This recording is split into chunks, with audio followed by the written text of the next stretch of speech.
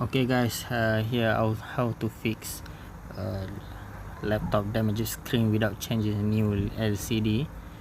As you can see, there is a error.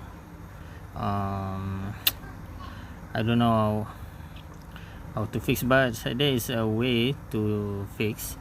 This laptop just dropped from the top my table to the floor. So here how to fix it. As you can see, smack down. Okay, just like that. It's already fixed. No worries. Maybe the ribbon cable is unplugged or not